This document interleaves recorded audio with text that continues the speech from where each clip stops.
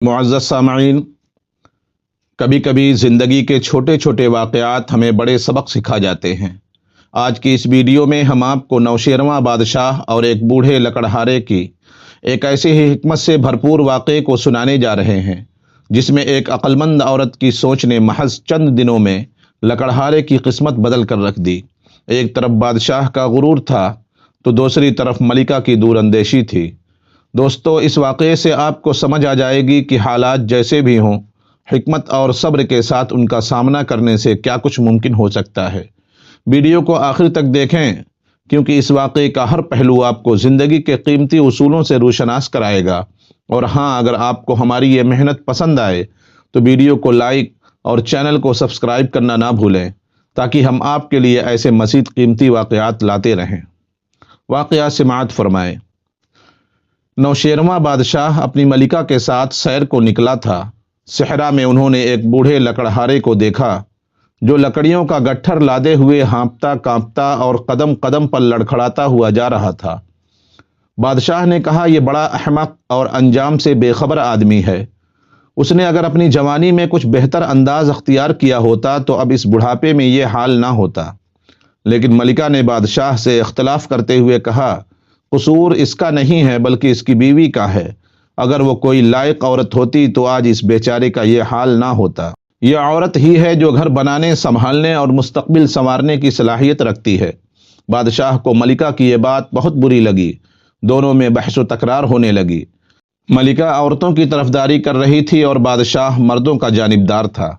आखिर बादशाह को गुस्सा आया और मलिका से अलग होते हुए कहा कि आज मैं तुझे यहीं छोड़े जा रहा हूँ, देखता हूँ तुम कैसे खुद को संभालती हो। मलिका उस बूढ़े लकड़हारे के पीछे हो ली। लकड़हारे ने बाजार में लकड़ियां बेच दी और बाजार से रोटी तरकारी खरीद कर घर पहुंचा। मलिका भी उसके पीछे थी। घर में लकड़हारे की बीवी भी थी। दोनों ने मिलकर खाना खाया तो मलिका ने उनके पास जाकर कहा कि मैं एक बेसहारा औरत हूँ, अगर आप मुझे घर में रख लें तो मैं बेटी की तरह आपकी खिदमत करूंगी। लकड़हारे ने कहा, हमारा तो बमुश्किल गुजारा होता है। मलिका ने कहा, आप फिक्र ना करें, मैं आपकी बची हुई रूखी सूखी में गुजारा कर लूंगी। दूसरे दिन लकड़हारा काम पर जाने लगा तो मलिका ने कहा कि आज लकड़ियां बेचने के बाद रोटी सालन के बजाय अनाज और दाल लाएं। मैं अनाज पीस कर रोटी बनाऊंगी और दाल भी पका दूंगी। मलिका ने उस अनाज और दाल में से आधा आधा पका लिया और बूढ़े को दिखाकर कहा कि कल जो पैसे मिलें, आधे पैसों से सामान लाएं और आधे पैसे घर ले आएं। इसी तरह चंद रोज में लकड़हारे के पास कुछ पैसे जमा हो गए तो मलिका ने पैसे निकाल कर बूढ़े को देते हुए कहा कि इससे एक गधा खरीद लें और आइंदा लकड़ियां गधे पर लाद कर लाया करें।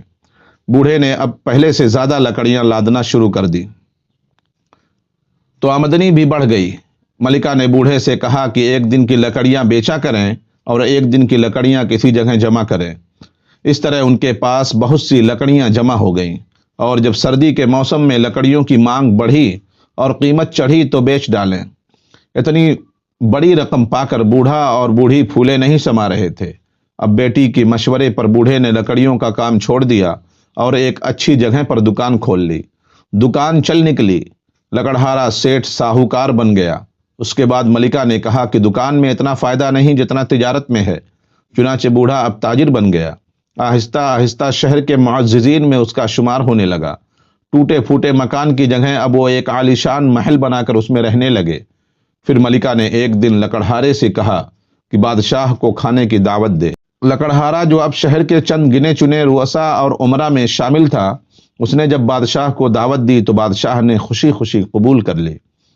मुकर्ररा दिन पर बादशाह अपने खास वजीरों के साथ उस महल में पहुंचा तो हर चीज को देखकर हैरान होता रहा। लकड़हारे ने बताया कि यह सब मेरी बेटी का कमाल है।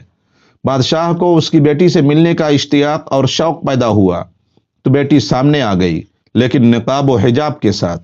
चुनाचे बादशाह उसे नहीं पहचान सका, लेकिन उसके रख रखाव, बातचीत और अंदाज वतवार से उस पर फरेफ्ता हो गया और उसे मलिका बनाने की पेशकश की।